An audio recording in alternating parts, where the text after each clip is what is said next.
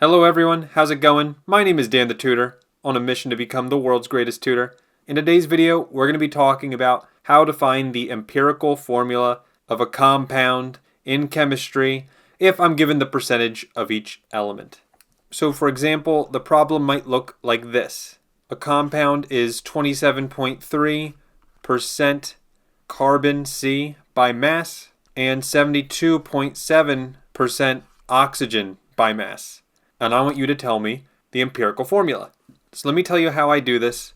Step 1, I'm going to multiply each of these percentages by 100. So in other words, technically 27.3 is 0.273 as a decimal. I'm multiplying by 100, which gets me 27.3 without the percentage sign or anything. And this is the amount of carbon I have. You do the same thing for oxygen, you'll get 72.7 grams or whatever unit you want to call this of oxygen. You can technically multiply by any number, it just turns out that 100 is by far the easiest number to multiply. Step 2, we're going to divide each of these numbers by its molar mass or atomic weight. So for instance, with carbon, I have 27.3. I'm going to divide by its molar mass, which when I look at a periodic table is 12.01. Doing the same thing for oxygen, it's going to be the number 72.7 divided by its molar mass, which is 16.00. Okay, so first I'm going to do carbon. Plugging this in a calculator, I get 2.27. Doesn't matter how many decimals I have here, there is a lot of rounding in these empirical formula questions. And then 72.7 divided by 16 gets me 4.54. So this is the number for carbon, this is the number for oxygen. This number technically doesn't mean anything yet, but now step 3, I'm going to divide each of these numbers by the lowest amount, which in this case is the 2.27. So I'm saying divide 2.27 for carbon, divided by 2.27, and then I also divide 4.54 by 2.27 because 2.27 was the lowest number.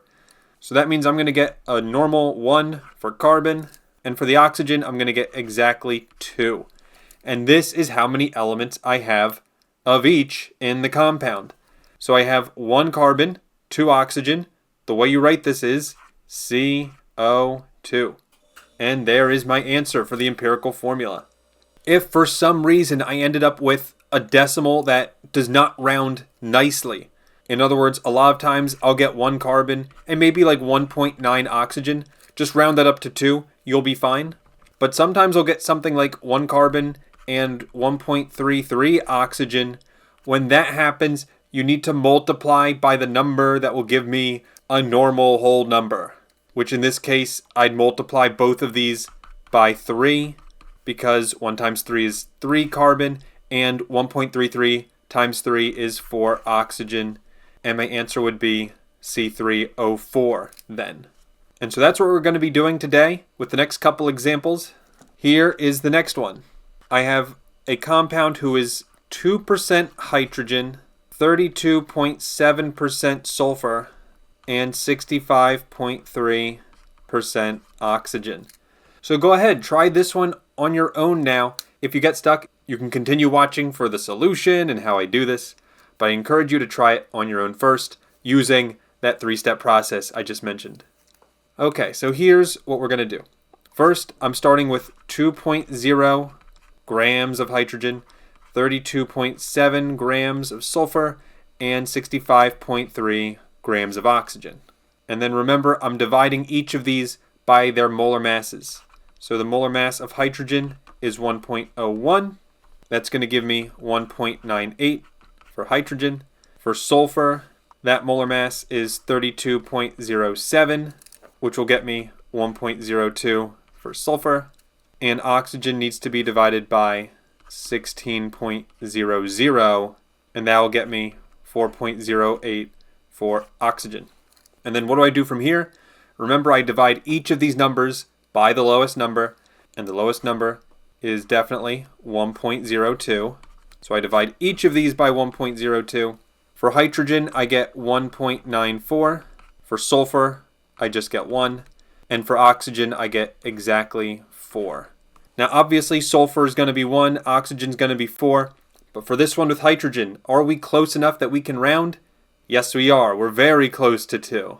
The only time I would start questioning if it could round or not, if it was below 1.8, okay, now I'd start questioning if I made a mistake or not. But basically I'm saying round hydrogen to 2. And so here's my answer. It's going to be H2S1O4. But you never write the 1 next to the S, so you just write H2SO4.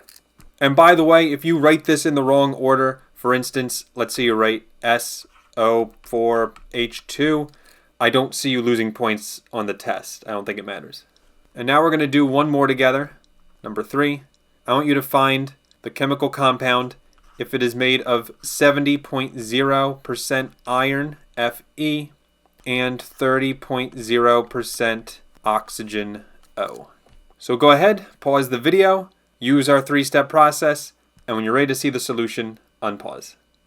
Okay, so we're starting with 70.0 of Fe and 30.0 of oxygen.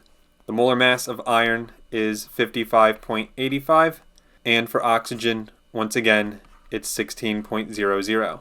So I'm going to get 1.25 for iron, and for oxygen, I get 1.875. And then once again, I divide by the lowest of these two numbers, which is 1.25. So I'm dividing each of these by 1.25.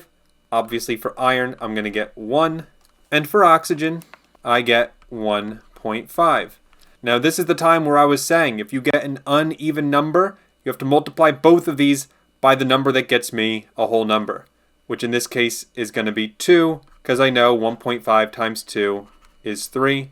So in other words, 3 oxygen, and whatever I multiplied by oxygen, I have to multiply by the iron to make it balanced.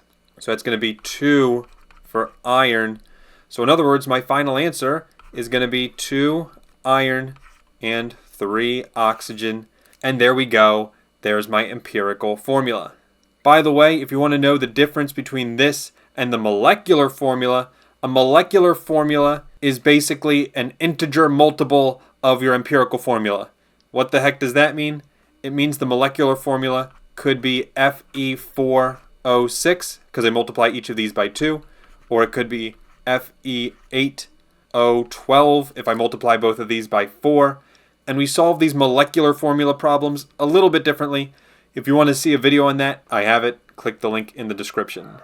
But that's going to do it for this video. Thank you all for watching. Have a great rest of your day, and I'll see you in the next video. Take care, and bye-bye.